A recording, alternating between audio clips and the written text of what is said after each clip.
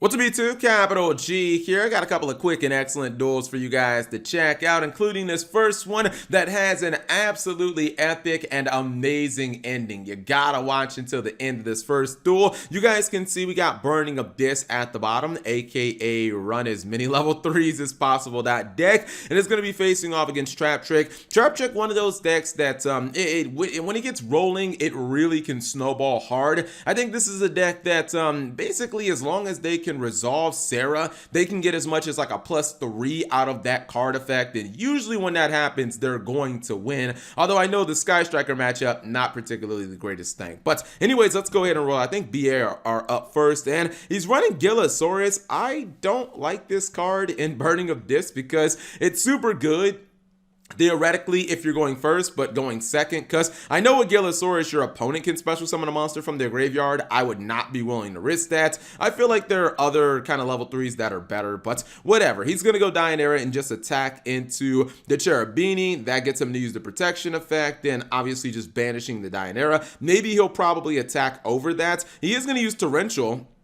which at least keeps, well, he uses the Beatrice, or excuse me, the Cherubini, so at least the Dante was protected, and he did lose a lot of advantage off of that. That's unfortunate. He'll get a couple of attacks through, but not nearly enough to kill his opponent, and he's kind of left with just pretty much the Scarm Search during the end phase. He does have at least an Ash Blossom, so he has a defensive card. That's at least something. Top deck's another Dianera. That means that he can go for, I thought he was going to go for Utopia Double Cheese here. I was like, oh, okay, well, he could just potentially one-shot him, go for Utopia Double Cheese, attack over Alec, game's over, even though his opponent had Ash Blossom. He doesn't know that, so he does just go for Utopia the Lightning. Fair enough. Going to attack, not using the effect for the damage. Interesting. And his opponent top decks a Farfa. Now with Edgem Sabers, the Farfa is going to activate. Edgem Sabers just kind of sitting there chilling. He's going to attack for 1,000 more damage. Gets the Manus, and I think he is going to use Ash Blossom on that, but he's going to go for Sarah. He uses his own, he's going to use his own back row kind of as the way to activate Heavy Storm Duster, but again, he just wants to be able to activate Trap Trick Sarah. So basically, he's just kind of looking for the advantage. We all know that Trap Trick Remilio, even if you're opponent does not have back row, this effect can still activate, which obviously can activate Trap Trick Sarah. So this is the pluses that I'm talking about. This is all that Trap Trick basically need to try to, you know, kind of get their winning position. And he might go into Dante here, but he has so many trap holes at this point. There's no way that I realistically see any extra deck cards sticking. Not to mention Dianera was summoned. He's going to set Trap Trick Chapel Nightmare, set another copy, or set the same copy of Time Space. Game looks like it's basically over. Does 200 damage, and it looks unwinnable, I might add, as he top decks a copy of Artifact Sanctum. He's getting even more pluses again. No back roll, no problem. Still can activate the effect. Go for Time Thief Redoer, spin the Dante, and looks like this game should be donezo. But here's the question. As you guys look at the game state, who do you think is going to win this duel? Place your bets. I love situations like this. We can see that this guy has 5 in the back row, plus I believe what, like 3 monsters and Redoer. So basically he has 9 cards. He is +8 on his opponent. Is it possible that he can top deck 1 card and win this game? The answer might shock you. So we'll see exactly what's going to happen. And he gets the card he needs, Gallus the Star Beast. Oh my goodness. He's going to go Artifact Sanctum, by the way, which I believe is going to trigger the Sarah to get him even more pluses. And just look at this. Look at the game state. This guy has 10 cards. He is +9, but 9 cards, 9 card advantage can't beat one little Gallus boy. He's going to activate the effect. By the way, he can't even use the extra deck, but don't even matter. Goes ahead, summons Gallus the Star Beast. Dude, I would probably just rage for like a full week if I lose this duel. I mean, I don't like losing duels when I have advantage, but I don't think I've ever lost a duel where I'm +9 on my opponent and they top deck this little shitty burn card.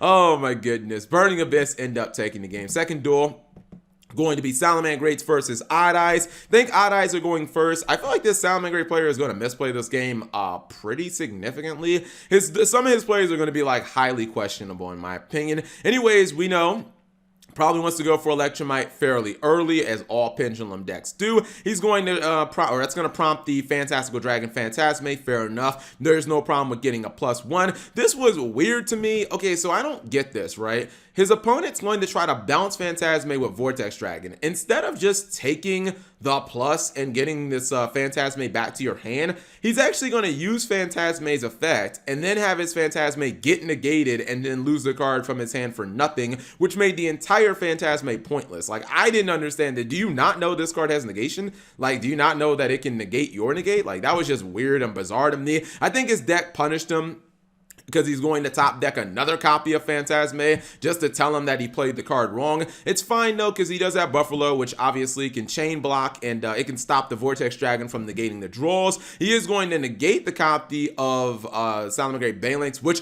oddly enough allows him to summon Gazelle. So once he did that, I was like, okay, I think he can, I think he can pull this off. I didn't quite understand him sending Jaguar to the graveyard. I thought maybe he would send, like, I probably would have sent Rage to the graveyard, but whatever, I guess that's just me. He is going to go for Falco.